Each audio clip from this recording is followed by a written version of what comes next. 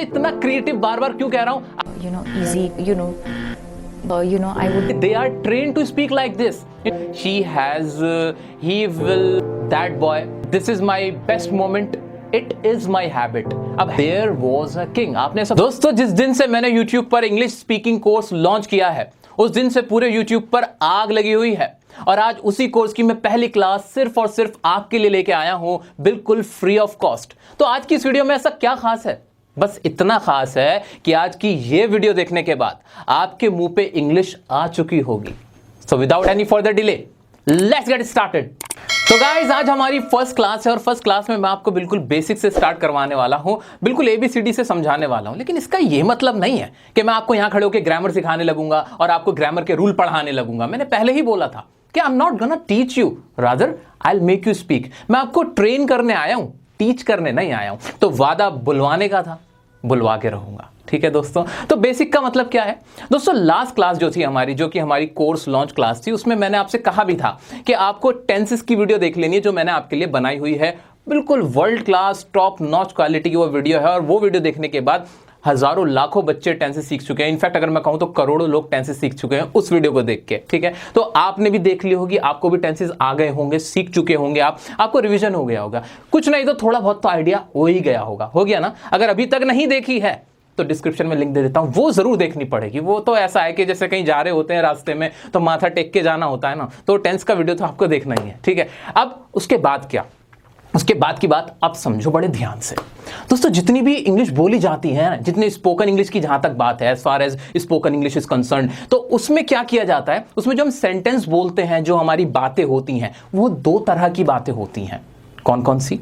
एक वो बातें होती हैं जिसमें कोई काम होता है, खाने का, पीने का, हंसने का, रोने का, बोलने का, ये सारी बातें। जैसे फॉर एग्जांपल, मैं काम कर रहा हूं, मैं घर जा रहा हूं, तुम आ रहे हो, मैं सोच रहा हूं, मैं सोचता हूं, मैं महसूस कर रहा हूं, वह आ रही है, वह कह रही है। इन सब में काम हो रहे हैं, कहने का, खाने का, पीने का, सोचने का, है ना? ये सब काम हो रहे हैं। लेकिन कुछ ऐसे सेंटेंसेस होते हैं जिनमें कोई काम नहीं होता। जैसे कि मैं अच्छा हूं, मेरे पास कार है। अब मेरे पास कार है, इसमें कौन सा काम है?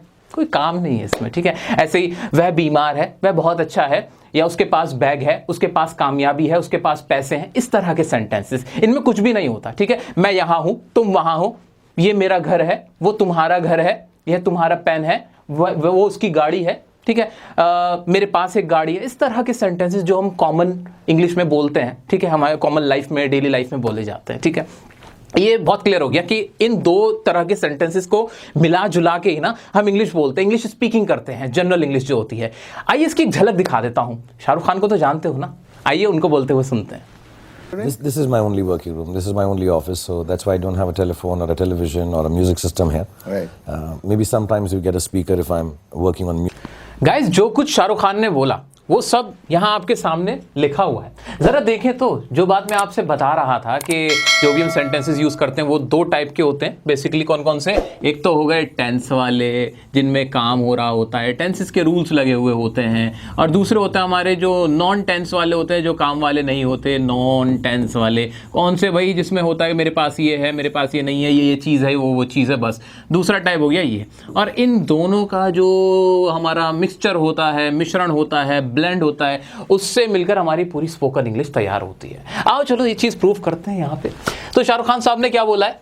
This is my only working room, this is my only office. अरे ये दिस बार बार इस्तेमाल हो रहा है क्या? इसके बारे में मैंने आपको कुछ बताया था।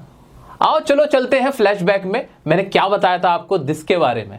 दिस का इस्तेमाल उन चीजों के लिए किया जाता है जो हमारे बिल्कुल पास में होती है, इमीडिएटली हम उनको छू सकते हैं। दिस बॉय, ये जो लड़का, this man, this day is special, this is for you.